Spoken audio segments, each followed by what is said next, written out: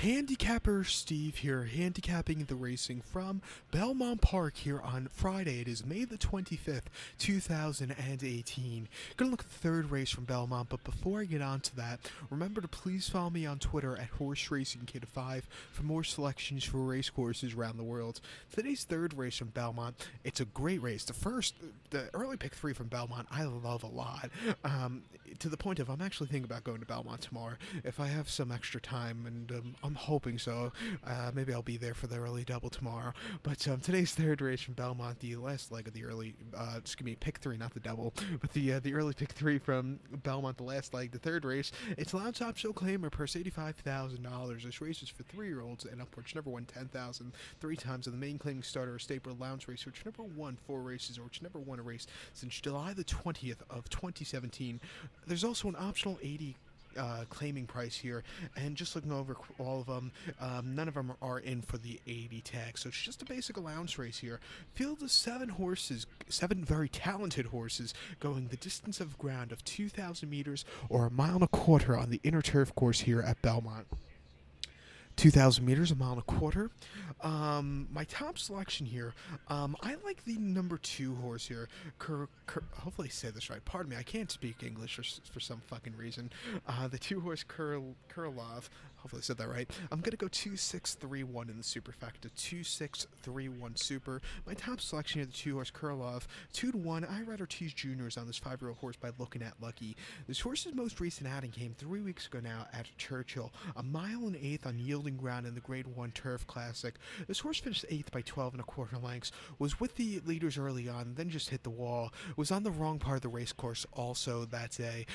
The inside where this horse was primarily during the race, when it rains at Churchill, the water drains to the inside, and this horse was there and just really never liked it. Also, it was a tough race. I think with a step down class here, getting 1.25 miles on a very speed favoring race course, I like this horse's chances a lot more than I did a few weeks ago.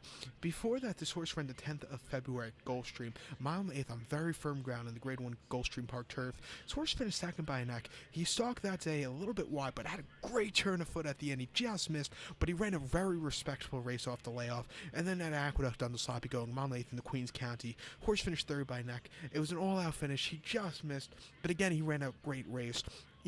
He has some speed in him, and I think you need that going on the inner turf here at Belmont. 2-1, watch out for him. He'll be definitely used on my early pick 3 ticket, along with the 6 horse Silver Wave. I keep fucking up his name every time I looked at him. 6 horse Silver Wave, 5-2. Javier Castellanos on the 6-year-old horse by Silver Frost. I backed this horse many times in France over the last 2 years now, and he's a multiple group winner in France, Group 2 winner. His most recent outing was a win. Most recent win came at Chantilly in the Group 2 Grand Prix de Chantilly last June, 1.5 miles. He won by neck. He quickened up nicely from the back of the bag and had a very neat victory that day. After that, he ran in the Grand Prix de Saint-Cloud, where he had a very good second place finish by 3/4 of length. He closed up well, just missed, but it wasn't a bad run. And then he kind of fell off the map. He ran the Prix Foy, a race he won in 2016 at Chantilly. The Prix Foy, by the way, is the local prep race for the Prix de l'Arc de Triomphe, kind of like the local. How do I explain the Prix Foy? It's like the Jim Dandy for the Travers. It's kind of like that race. But in the Prix Foy, he won it easily in 2016. But in last year, he ran shit. He finished 5th by 5 lengths. Never really got there, and then he beat nobody home in the Prix de l'Arc de Triomphe. He finished 18th, did not have any running that day. But, his first start stateside a few weeks ago in the Fart Marcy, he finished 5th. He had a little bit of turn of foot at the end. It wasn't a bad run. But hopefully, if he sits a little bit closer today, I think he can get a placing. You're trying to... him sitting a little bit closer is something he hasn't done in quite a while. He has done it, but it's been a while back. But, hopefully Javier Castellano gives him a good ride, because he's a very experienced horse. Personally, I think he's the best horse here by a mile in this race, but the only problem with him is his running style doesn't fit this surface. If it was anywhere else going, say this race is a 1.3 miles, I would back him, but since it's 1.25 miles on the inner turf course at Belmont with the rails out, his kind of running style doesn't really suit here.